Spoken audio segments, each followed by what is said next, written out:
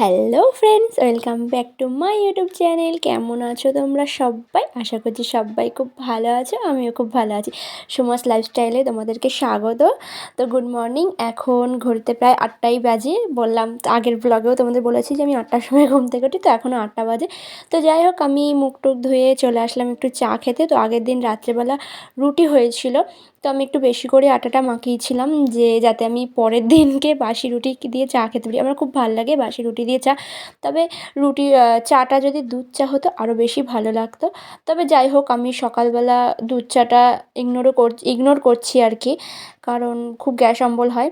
তো এই রচা করে নিয়ে চলে এসেছি। আর এদিকে মা হচ্ছে গিয়ে জামা কাপড়গুলো গোছাচ্ছিল। তো এদিকে আমি চা খাচ্ছি আর মায়ের সাথে কথা বলছি। ওরা মানে আমার শাশুড়ি শ্বশুররা ওরা সবাই 6টা নাগাদ চা করে খেয়ে নিয়েছিল। মানে বাবা মাঠে চলে যায় তো খুব ভোরবেলা। তো চাটা খাওয়া হয়ে গেছিলো। তো এই চাটা হচ্ছে কি আমার জন্য 1 কাপ করে রেখে দিয়েছিলো, দিয়ে আমি উঠে গরম করে খেয়ে নিয়েছি। সব কাজ বাজ এখনও পড়ে আছে, করব। আর আমি দুজনা মিলে করব। আর কতক্ষণই বা লাগে, দেখবে দুজনা মিলে কাজ করলে বেশিক্ষণ লাগে না। দুজনা মিলে তুমি কাজ করবে, 9টার সময় ঘুম থেকে উঠো, 1 ঘন্টার মধ্যে তোমার কাজ বাজ হয়ে রান্না চেপে যাবে। যাই হোক, দেখো আমি এখন কাজ বাজে হাত দিয়ে দিয়েছি। একটু উঠোনটা ঝাড় দিয়ে নিলাম, মানে ঘরটা পরিষ্কার করা হয়ে গেছে সব কিছু, দিয়ে উঠোনটা ঝাড় দিয়ে নেবো। দেখো, আমরা হচ্ছি নারী, আমরা সবই পারি, ঠিক না? জুতো সেলাই দিয়ে চণ্ডী পাঠ। তো তারপরে এদিকে উনুন টুনুন আমাদের না দুপুরের রান্নাটা কাঠেই হয়। তো আমি ঝাড়টা দিয়ে উনুন নিকাতে চলে যাব আর কি।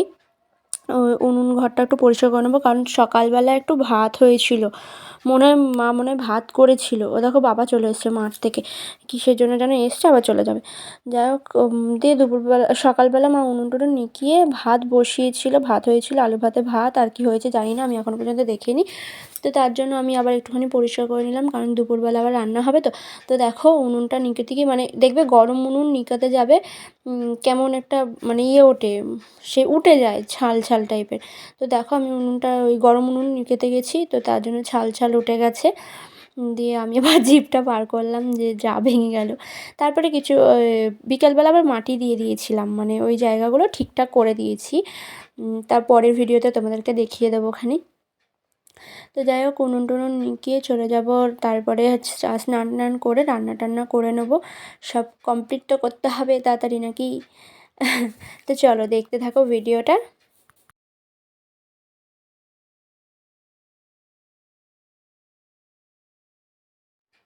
তো তারপরে চান টান করে চলে এসেছি তোমাদের সামনে একবার।